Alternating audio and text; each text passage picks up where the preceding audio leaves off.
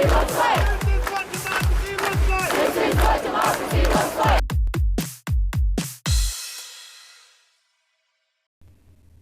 everyone! Welcome to Be the Change. My name is Lily Mott, and today I'm going to be talking about how change comes when you fight for other people. This week's guest is Sarvani Kunapareddy, who is an immigration activist and one of the founders of the organization The Hidden Dream. Sarvani has a really interesting story, and I'm super excited to share it with you. So, without further ado, let's get started.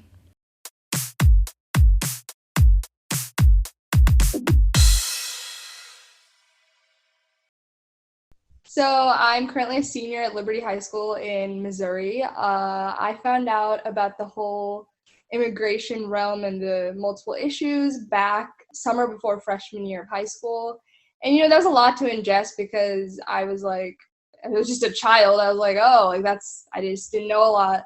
And that's when I first found out. And ever since then, it was more of bringing awareness in my community throughout school, and then bringing awareness to like senators, local public leaders, because oftentimes they didn't even know that this issue was a thing. There's also a misconception that like immigration is a big issue that people like really talk about. If people don't talk about it a lot in mainstream media or just with local leaders. So that was my first big thing. And then, for years I had thought that I was lonely. Like I thought I was like the only one facing this issue. But during COVID, so like I think back in June, I started meeting other people that were in the same situation as me. And many of them are older. Many of them are in college, seniors in college. Some have graduated. So after meeting them, we were like, okay, like this is a thing. So we're like, let's create an organization that can, help with this issue, just kind of bring awareness about it and create a community so people don't feel so lonely. Because I can easily tell you that my mental health personally took a hit after finding out that I would face the possibility of getting deported at 21. So just creating a little community was one of the biggest things the Hidden Dream does. And so right now we're just kind of trying to increase our reach, help more people through workshops. And, this past year we raised money to give out scholarships because many students like me were not eligible for a lot of scholarships. So we were like, let's do that. And, we kicked it off this year with that. So right now we're just trying to continue our mission. Definitely. Thank you so much for sharing that background about the Hidden Dream and for coming on the show. You mentioned finding out that you were at risk of being deported when you turned 21, which is such a scary reality that so many people don't have to deal with. Can you tell me some about that moment and maybe the thoughts, the feelings you had when you learned about that? You said it was during your freshman year of high school, right? Yeah, just like the summer before my freshman year. So I remember, I was like, we were getting ready for high school. Everyone was making plans of like classes and what are we going to do? Like all that fun stuff. And, I was excited too. And I think it was maybe a month before school started. My parents were like, they kind of sat me down and they just wanted to be open with me. And, even growing up, I always knew that I didn't have a green card. I was an immigrant. I was very aware of that.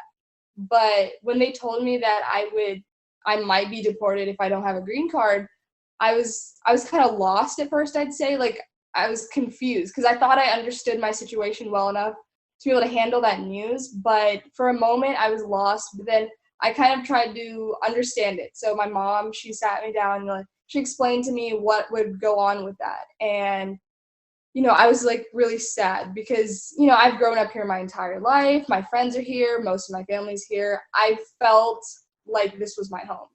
I've always felt included. I just thought that this was it. But then this whole thing just kind of put everything into like a perspective.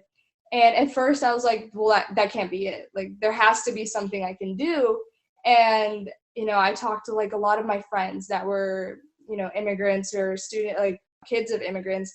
And a lot of them weren't facing the same situation. So that kind of put this little idea in my head that it was my fault somehow, even though I couldn't have control over it.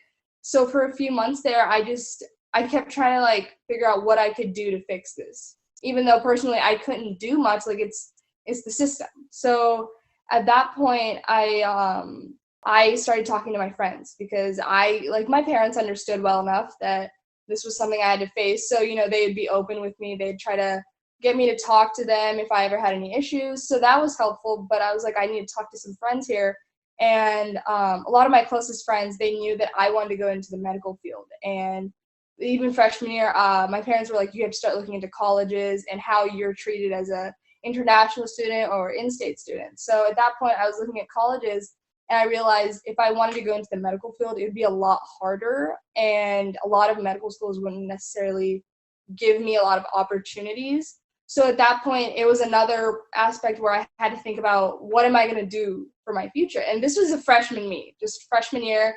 So I was like, I have to think about so much. And I feel like this whole journey has made me grow up faster.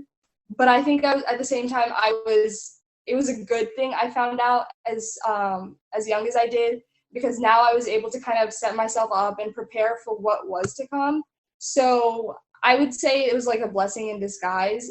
It kind of helped me decide what I wanted to go into. So I want to major in computer science, but this whole journey has told me that I also want to kind of do something in public policy with computer science. So that was a big thing for me. And I was able to get closer with my teachers because a lot of them, they knew about this, and, the history teachers, they're like, that's not a thing. And, they were trying to research, and most of my school, I think most of them knew about this at some point. And it just helped me personally to share my story instead of being quiet about it. Just raising awareness was the biggest thing I believe I could have done in that situation. So, you were featured on Teen Vogue's list of 21 under 21, which is such a huge honor. So, congratulations on that. And I saw your Teen Vogue interview, and you mentioned how immigration legislation sometimes pits different immigrant communities against one another. Can you explain that idea some? Sure. So I wouldn't necessarily just the Trump administration. I think this has been going on for years. So there have been a lot of bills. So let me go back. The entire immigration system for immigrants coming on a visa, there have been no bills that have come into existence since about 1990. And I think the biggest issue with that is there's so many immigrants coming in, and because they're a better life. So everyone's coming to lead a better life, but the system itself is not changing and adapting to that. So I think that's one of the biggest issues at the core. And there have been multiple bills.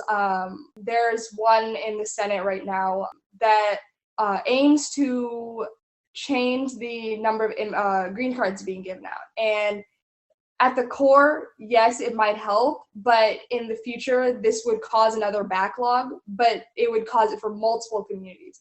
So there has to be a bill, instead of saying, oh, these countries should be put above these countries. That's what a lot of these bills seem to do. And I feel like instead of doing something like that, it should be where they're equal, because personally, you can't just say one country's better than the other immigrants. That itself is very messed up. But they always try to kind of pit different immigrant communities, whether it's Asians or Hispanics or DACA recipients. They always try to say, oh, well, we did this for DACA or this for another group. And it seems like the immigrants themselves are being hurt by this every time, because they have a small sense of hope that, oh, maybe something will help for me. But in reality, nothing changes. And this has been going on for years now, and it's just an ongoing cycle. And I feel like politicians seem to do that so often that at this point I'm just not surprised anymore. It seems like change is not coming anytime soon. Interesting. Yeah, that's so frustrating. Kind of along those same lines, I know you just said that you feel like changes aren't coming anytime soon, but what changes would you like to see, or are you hoping for in the future? Sure. So I hope that there is comprehensive immigration reform, because as we've seen, there's so many different bills, but none of them realistically help the communities that they're meant to. And I just hope in the future there are bills that actually help these communities. So the CSPA that protects children of immigrants who were brought here at a young age, and they're going to age out. The system itself ages these kids out at the age of 21.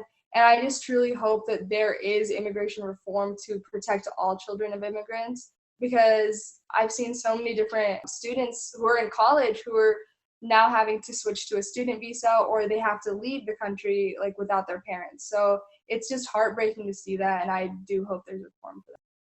Definitely. Yeah, that makes a lot of sense. So, I have kind of a signature question that I'd like to ask all of my guests. Lots of young people, particularly college students, want to create change and they want to make a difference in the world. What advice do you most want to share with these young people who may not know where to get started? I think the biggest piece of advice is it's gonna be scary at first. You're gonna be scared of what other people say to you or what backlash you might hear. But I think the biggest thing is to stay true to what you believe in and try to keep your mission going, because I can assure you that there are others who want to speak out, who are in the same situations as you, that want to fight, but they might not be able to. So if not for you, fight for the other people, because it's important to create change at this point. I really, really liked that last sentence of Sarvani's advice. If not for you, fight for the other people. I think that's such an important thing to remember, especially for people in positions of privilege who have the opportunity and the means to speak up and make a change for others. Sarvani is working on an important cause with the Hidden Dream, and it's great because she recognizes that she isn't only raising awareness for herself, but she's also representing so many other kids and their families in similar situations to hers. Sarvani advocates for immigration reform because it's an issue that affects so many people, and change comes when you choose to fight for other people.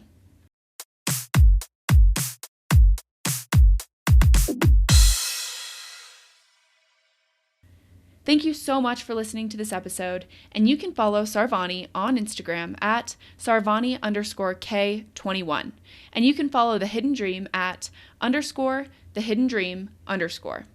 If you want to talk about anything I mentioned, please reach out to me by email at lily@bethechangepodcast.org or on Instagram at bethechangepodcast. Tune in for my next episode, but until then, be the change you wish to see in the world. Bye, guys!